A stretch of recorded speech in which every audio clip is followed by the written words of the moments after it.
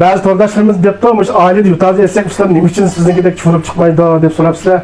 Ben adli usul bilen yutazı usulü bir köres. Yutazı kızıkvatkanlarını bağırma, yutazı kızıkvatkanlarını boğasanlar, şu piyonun rayınıga altı rakamlarını köprek besep, direklerini ayma bir kıyışan besep, beni gönce kıyışanlarını ümit kılıma, hemse diktikler bende olsun. Bana baba 1 kilo un, 1 kilo unga 2 gram etrafı pagis salımız. Tuzdan 3 gram etrafta tuz salımız.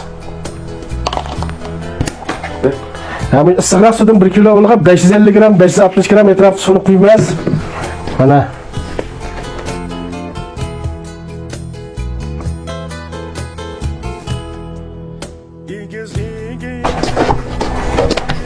mana hemen bunda pishirdik. Hemen pishonga oldik. Hemen bunda pek ishlaymiz mana. Mushali hemen o'rta ishlaymiz. Hemen film issiqroq elib. Ash uydan temperaturasi qo'yib olamiz.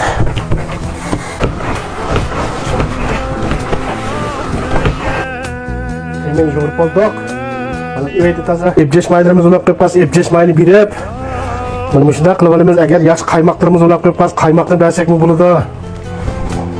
Buni qanday yaxshi usullarimizni ulab qo'yib qo'ysak, uyda yaxshi. Zeytun maylarimizni ulab qo'yib qo'ysak, zeytun maylini berib tatsak, tatliq beren bo'ladi bu taziga. Qancha ixlos qilsak, shuncha yaxshi bo'ladi.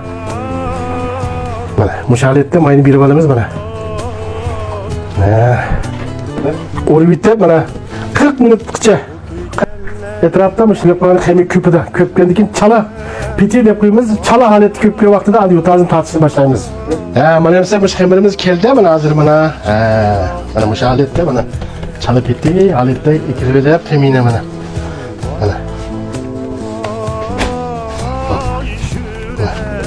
Mana shunda mana shunda qog'ozdek. Mana shunda qilamiz mana. Bunda qilib mana. Mana shunda uzab mana. Uyda 55 gram 60 gram isek bo'ldi mana. Mana. Shunda qo'ymaylarimizni sukib mana. Da qilsak undan yaxshi chiqadi mana. Shunda olib biz mana. Chiqadi bu. Mana hemen tatib olgandan keyin endi mush hemini mana. Shundala. Dal besib mana bir xil jumlaq qilamiz mana bunda.